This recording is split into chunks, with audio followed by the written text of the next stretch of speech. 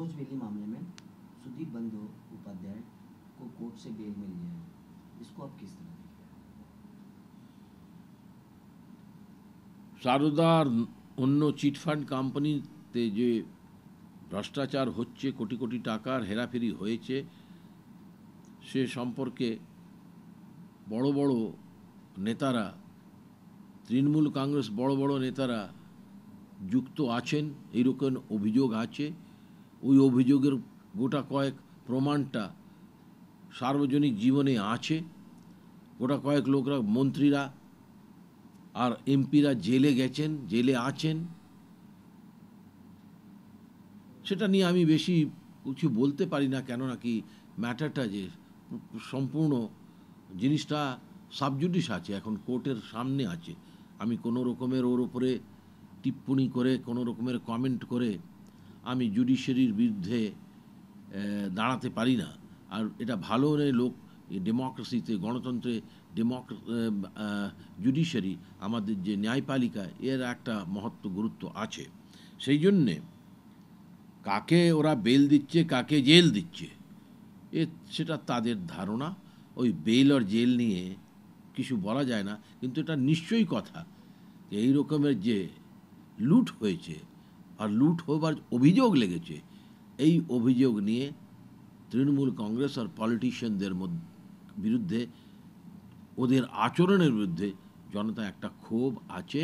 আর আমাদেরকে, যখন আমরা সার্বজনিক জীবনে আছি, ওই সার্বজনিক জীবনে এটা দেখা উচিত আমাদের কি যে পলিটিক্যাল লিডাররা আছে, সে ইকোনমিক অফেন্স আর ক্রাইম অ্যাগেনস্ট উইমেন আর ক্রিমিনাল অ্যাক্টে যুক্ত না থাকুন, এটাই ভালো হবে। কেন কি এটা ডেমোক্রেসির একটা একটা জরুরি অংশ। 10 साल दोबारा टीएमसी को मौका दिया बंगाल की जनता ने। कई मामले आए, शारदा नारदा, फ्लाईओवर कोलैप्स कर गया, उसके बाद रोजवेली मामले आए। टीएमसी के बड़े बड़े नेता इसमें नाम उनके आए, कुछ लोग तो जेल में भी हैं। उसके बाद भी जनता ने उनको अभी हाल के चुनाव में अच्छी सीट मिले हैं, इसको आप किस तरह देखते हैं? शारदा হয় কি নারদা, ফ্লাইওভার হয় কি রোজ ভ্যালি, এই সব কাণ্ডতে, কুকৃত্যে তৃণমূল কংগ্রেসের নাম সবাইরা শুনছে। আর তাদের এই নাম এই সব কাণ্ডে সব থেকে আগে, প্রথম। এটা কেন হলো? এটা কোনো অ্যাকুজিশন নয়, কোনো বিপক্ষের তৃণমূল বিরোধী লোকেদের একটা আরোপ হলো না। আরোপ প্রত্যারোপ করবার দরকার নেই, কিন্তু এটা তো কথা। গোটা কয়েক সারদার যে সব কর্তা ধর্তা, সে নিজে বলছে, আমাকে জেল কেন দিচ্ছ? এই টাকাগুলো নিয়ে তো অন্য তৃণমূলের অনেক নেতারা আমাদের সঙ্গে কাজ করেছে, ওদেরকে কেন ছেড়ে দিচ্ছ?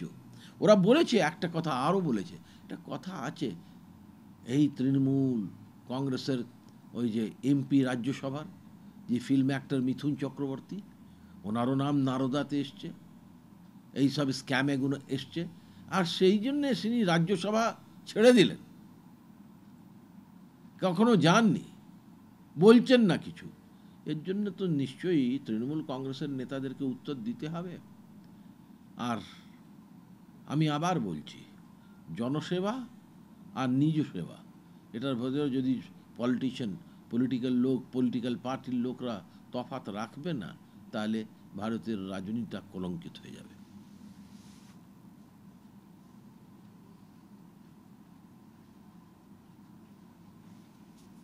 सर, राहुल जी बोले हैं कि अगले 24 महीने